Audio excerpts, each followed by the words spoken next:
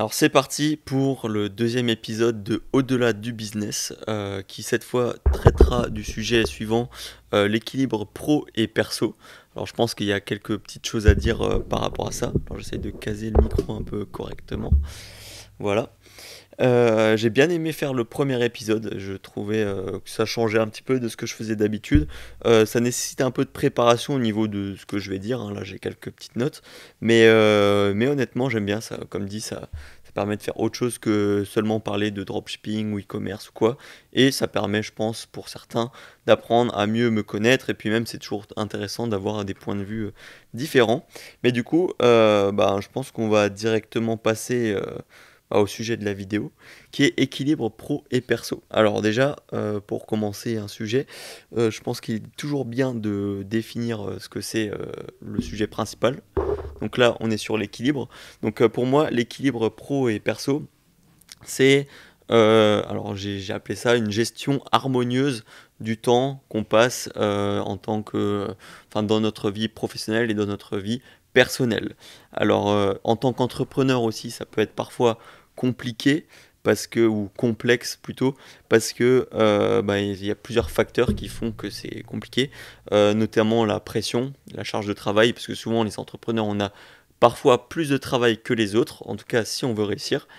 Et parfois aussi donc plus de pression, plus de choses à gérer. Si il y a quelque chose qui merde et qui ne va pas, ça peut impacter d'autres personnes. Donc quelque part il y a de la pression. Le fait d'avoir une certaine incertitude financière. Bon, alors ça dépend du business, ça dépend de beaucoup de choses. Je sais que à l'époque où on faisait du dropshipping, on était beaucoup dans cette incertitude-là parce que il y avait à l'époque les publicités Facebook pouvaient bloquer assez facilement. Donc on faisait face à beaucoup de blocages. Donc du jour au lendemain, tu pouvais faire voilà, tu faisais 1000, 2000, 3000 euros de chiffre d'affaires par jour, et le lendemain, tu faisais zéro, tout simplement parce que Facebook a décidé de bloquer tes publicités. Donc voilà, ça malheureusement, voilà, et il faut faire attention à ça. Enfin, cette incertitude financière est présente. Bon, maintenant qu'il y a le business du Storytime, donc c'est un business par abonnement, j'ai beaucoup moins ça, mais de manière générale, chez les entrepreneurs, ça peut venir de là. Il y a aussi tout ce qui est responsabilité. Alors pareil, encore une fois, quand tu es entrepreneur, tu dois gérer des personnes. Si maintenant tu as recruté, tu dois gérer certaines choses. Ce qui fait que tu as des responsabilités. Ça ne concerne plus juste toi. Après aussi, bon, il y a le facteur complexe, parce que tu peux être passionné, tu peux être quelqu'un de passionné par ce que tu fais, et du coup tu ne comptes pas forcément les heures, et ça impacte l'équilibre pro et perso. Et enfin, le dernier point complexe, c'est que tu peux parfois manquer de ressources en tant qu'entrepreneur, que ce soit des ressources humaines, donc tu n'arrives pas à déléguer, donc tu as beaucoup trop de travail, et du coup ce qui fait que, encore une fois, l'équilibre est rompu. Donc ça, c'est pour les facteurs un peu complexes qui complexifient le fait d'avoir cet équilibre, parce que c'est pas, voilà, un salarié, il a ses heures fixes, il va travailler, il rentre chez lui, il déconnecte, il pense plus au travail. Voilà, pour lui, c'est quand même beaucoup plus simple de manière générale, dans de nombreux cas, hein, je dis pas pour tout le monde, mais dans de nombreux cas. Donc voilà. Il y a aussi un mythe que voilà, c'est important de parler de ça dans cette vidéo, c'est que généralement il faut tout sacrifier pour réussir, il faut travailler des heures et des heures toute la journée, 16 heures par jour si tu veux réussir. Et moi je pense que c'est pas forcément vrai. En tout cas c'est ce qu'on essaye de faire croire. Enfin, ce que des fois les gourous américains disent, voilà, il faut travailler tant et tant d'heures, work hard, tu y arriveras et tout. Alors c'est vrai, enfin c'est à la fois vrai et pas vrai, mais je pense qu'on peut réussir en travaillant moins. Il y a notamment le livre La semaine de 4 heures de Tim Ferriss qui est assez connu et qui parle beaucoup du fait que voilà, tu peux très bien réussir en travaillant que 4 heures par semaine. Et pour faire ça, il faut mettre des choses en place, il faut savoir déléguer. Mais en tout cas, t'es pas obligé de faire des travails, enfin du 16 heures par jour pour réussir. Alors ça dépend encore une fois de beaucoup de cas. Enfin il y a des cas où il va falloir forcément travailler, d'autres cas où t'as pas besoin de trop travailler. Moi dans mon cas ça dépend. Enfin quand tu fais du dropshipping, bon, ce qui n'est plus notre cas, mais à l'époque, si on voulait réussir, faire plus d'argent, il fallait qu'on crée des boutiques. Donc on crée beaucoup de boutiques. Forcément ça fait du travail, mais une fois que ces boutiques sont créées, il n'y a plus qu'à gérer les budgets pub.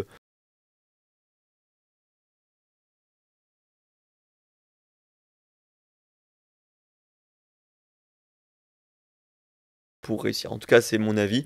Après, comme dit, ça dépend de tes objectifs, mais de toute façon, on reviendra sur, par exemple, moi, mon exemple à la fin de la vidéo. Donc, on aura le temps de parler de tout ça. Donc, pour moi, du coup, il faut absolument, dans cette idée d'équilibre de vie perso, de vie pro, essayer de viser le long terme plutôt que le court terme, parce que, voilà, comme on dit, l'entrepreneuriat, je pense que tu as déjà entendu ça, c'est pas un sprint, mais un marathon. C'est celui qui arrive à tenir sur le long terme qui réussira et qui dépassera celui qui a voulu faire un sprint et tracer dès le début.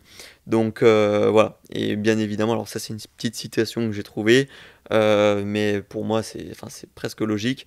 Le succès ne se fait pas au détriment du bonheur. Voilà, c'est logique en fait, parce que généralement quand on cherche le succès, c'est pour trouver le bonheur, et ce serait con d'atteindre un certain niveau de succès, mais de ne pas être heureux. Enfin, tu vois, il y a un petit paradoxe qui fait que, à mon avis, si tu n'es pas déjà heureux avant la réussite, si tu n'as pas déjà trouvé ton bonheur avant, tu ne l'auras pas forcément au succès, et au succès, limite, ça sera encore pire. Donc voilà, faut faire attention à ce genre de choses.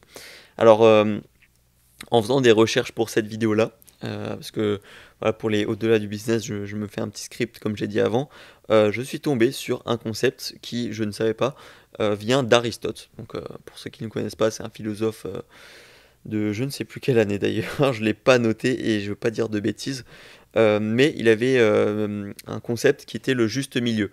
Alors le juste milieu, tout le monde connaît, mais ça vient d'Aristote. Il a dit dans son livre Éthique à Nicomaque, voilà, pour ceux que ça intéresse, au chapitre 9, il a dit « En toute chose,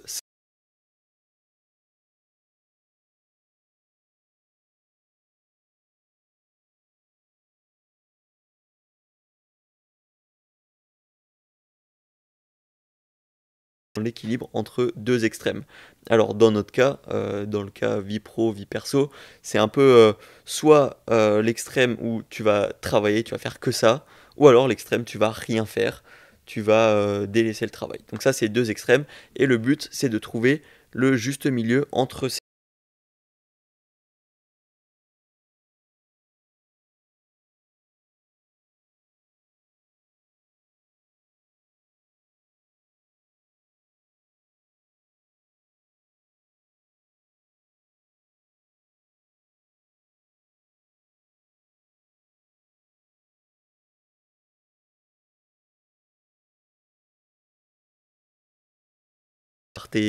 tout ce genre de choses, ou alors tu es fatigué constamment, fatigue chronique, tu peux avoir des problèmes dans tes relations, que ce soit amicales, professionnelles ou amoureuses, dans un cas ou comme dans l'autre, hein. Si par exemple tu fais rien, bah, tu peux avoir des problèmes dans tes relations professionnelles. Si tu fais trop, tu peux avoir des problèmes dans tes relations amicales ou amoureuses. Et tout ça, bien évidemment, ça va impacter ta productivité et ta créativité. Donc tu vas peut-être certes travailler plus, mais tu vas parfois être moins efficace que, je sais pas, un gars qui travaille 2 fois moins, mais qui est beaucoup plus clair dans son esprit, du coup va être beaucoup plus productif dans ses heures de travail. Donc pareil pour la créativité, hein, tu vas avoir peut-être moins d'idées, tu feras des choses moins bien, et voilà, ça c'est le risque de ces extrêmes-là. Donc il faut absolument trouver ce juste milieu-là qui est important si tu veux tenir sur le long terme et avoir un bon équilibre pro et perso. Bon, maintenant qu'on a dit tout ça, alors je sais pas combien de temps, hein, je suis de vidéo, on va regarder. Je suis à 10 minutes, ça me paraît correct. Je vais essayer de te dire, enfin de donner un peu les pistes sur comment faire, comment trouver du coup ce juste milieu, comment avoir un bon équilibre et faire en sorte que tout se passe bien. Et avant ça, avant de commencer, je vais boire un peu d'eau. Voilà, je suis désolé pour la lenteur de la vidéo, mais on a dit que c'était chill et qu'il n'y avait pas de cut sur ce format-là. Je vais même encore une fois replacer le micro. Voilà, ça me paraît bien. D'ailleurs, je voulais accrocher un tableau juste ici, mais au final, je ne sais pas si je vais l'accrocher là. Parce que là, ça serait un peu dommage, il serait caché, il serait là uniquement pour la vidéo. Et alors que j'aime bien, c'est un puzzle de la vague qui est assez connu, enfin bref.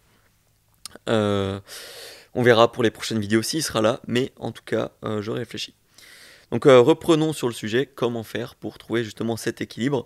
Alors moi j'ai noté 4 points essentiels. Alors le premier, c'est fixer des limites claires entre ce qu'est le professionnel et ce qu'est le personnel, et aussi fixer des limites dans le sens où à quel moment tu vas te dire vas-y je déconnecte d'un, ou enfin j'arrête de faire l'un et je passe à l'autre, ou à quel moment il y aura ces transitions là. Donc c'est très important parce que euh, si maintenant tu penses trop au perso pendant le travail, ça va influer le travail, et si tu penses trop au travail pendant tes temps perso entre guillemets, ça va impacter ton perso, donc tes relations, ta santé, ce genre de choses dont on a parlé juste avant. Donc voilà, pour moi, c'est fixer des limites, savoir se dire, limite, faudrait l'écrire et noter, ou se faire un schéma, ou peu importe, sur une feuille de papier, tu dis à quel moment je suis au travail et je dédie 100% de mon temps au travail, et à quel moment je suis en perso et tout ce temps, je le passe en perso et je ne pense pas au travail. Donc voilà. Le deuxième point pour moi aussi, mais c'est un peu avec le premier, c'est savoir déconnecter à 100%. Alors ça aussi c'est très difficile, et je pense que je ne suis pas le meilleur exemple, mais une fois que tu as fini de penser au travail, tu as fini ta journée, éventuellement essayer de ne pas penser au travail et de déconnecter. Par exemple, voilà, je sais que tu peux avoir par exemple des notifications sur Slack, sur tes WhatsApp par exemple, et tout ça, faut essayer de ne pas les voir, limite de les supprimer quand tu es en temps de travail. Alors si tu as un iPhone, bien évidemment, il y a des modes de concentration où tu peux par exemple appeler travail. Donc quand tu es au travail, il y a ce mode-là et tu as toutes les notifs qu'il faut. Et quand tu es chez toi, tu as toutes les notifs que tu ne veux pas, donc les mails, les WhatsApp, ce genre de choses. Enfin, il y a moyen de régler et de se créer un environnement optimisé pour réussir à mieux déconnecter si jamais tu as du mal. Parce que je sais que parfois c'est pas facile.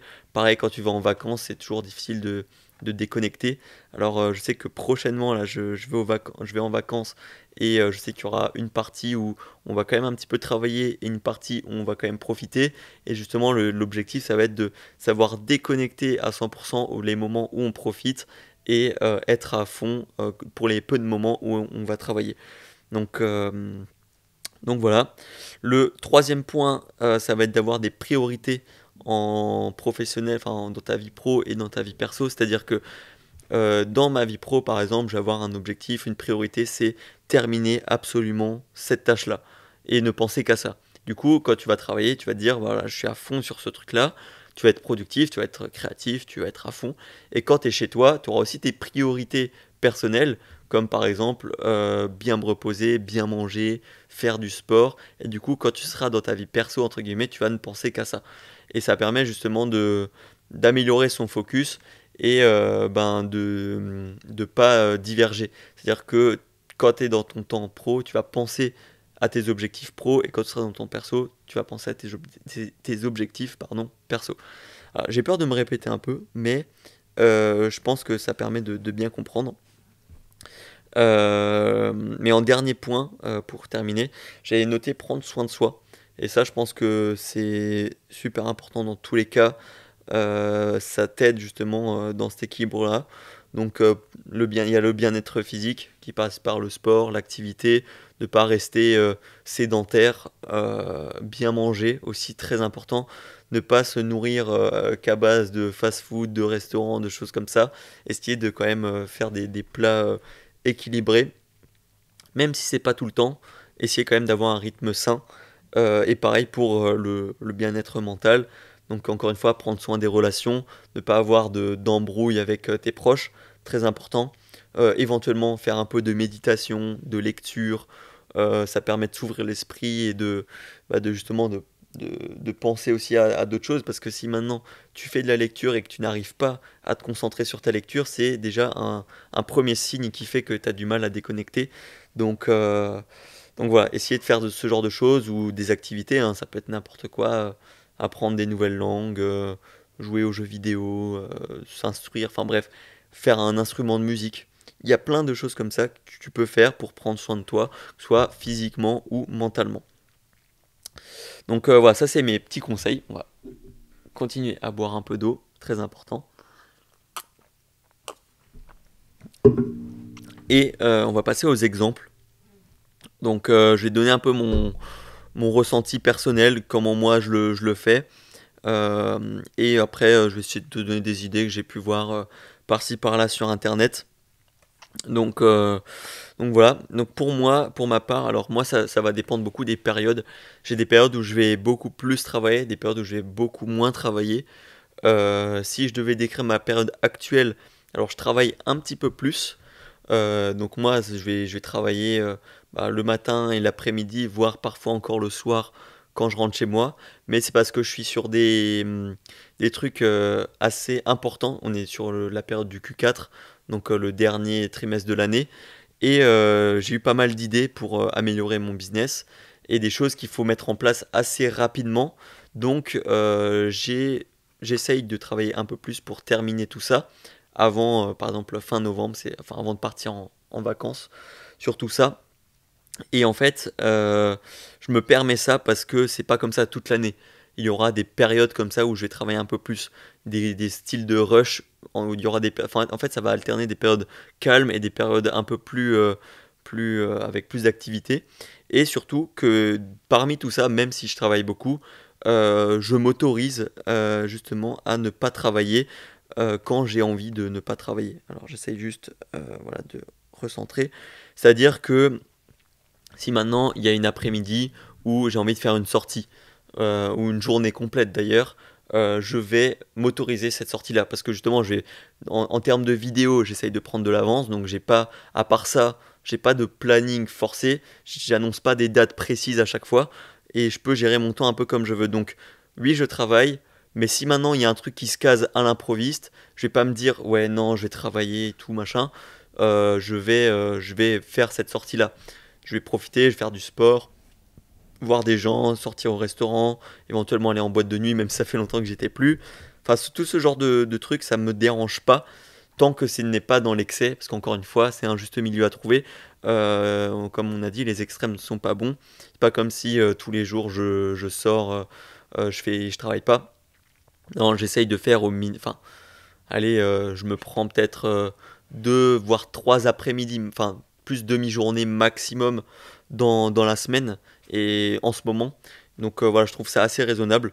J'ai pour objectif aussi en 2025, enfin la fin de l'année, de changer complètement mon rythme, de mettre plus le sport au centre de l'attention, plus d'activités du type lecture et comment on appelle ça? Lecture et musique, parce que je fais aussi du piano. Donc tout ce genre d'activités, je vais essayer de les recentrer, on va dire, dans mon emploi du temps, en ayant mis les choses en place, hein, déléguer, prendre de l'avance, avoir un rythme de vie sain, entre guillemets. Donc voilà, tout ça, c'est des périodes. Donc ça, c'est pour mon cas. Après, je sais qu'il y a d'autres personnes, ça va être complètement différent. Il y a d'autres personnes, ils vont être très productifs le soir, donc ils vont faire d'autres choses la journée, ils vont faire du sport la journée, et puis le soir, ils vont travailler. Il y en a, c'est l'inverse, ils vont travailler, puis le soir, pour se défouler, ils vont aller au sport. Il y en a, ils vont beaucoup travailler, mais ça leur convient parce que c'est leur juste milieu à eux. Parce que s'ils travaillent moins, ils vont se sentir mal, ils vont se sentir fainéants. Ça peut aussi arriver si tu travailles vraiment pas assez. Mais il faut faire attention à ce genre de ressenti. Ça peut être limite des sujets d'une autre vidéo. Donc voilà, l'essentiel, c'est de trouver son propre équilibre. Donc comme dit, il y a des astuces, hein. Il y a le No Work Weekend que j'ai trouvé, enfin, après c'est assez connu, hein. C'est tout simplement le principe de travailler du lundi au vendredi et le week-end tu déconnectes complètement, tu fais d'autres choses. Ou alors le time blocking. Alors ça c'est juste un concept qui dit que voilà, tu as des temps pour tout, tu te prévois des séances, par exemple des séances d'activité, hein. Tu te prévois une séance lecture, tu te prévois une séance sport, tu te prévois vraiment des horaires fixes. Et pareil pour le travail, donc à ce moment-là, tu vas prévoir, voilà, même si c'est des courtes sessions, hein, l'essentiel c'est de faire un minimum. Par exemple, de 11 h à midi, tu vas te dire, là je travaille, je mets mon téléphone à côté, je fais que ça pendant 1 heure non-stop.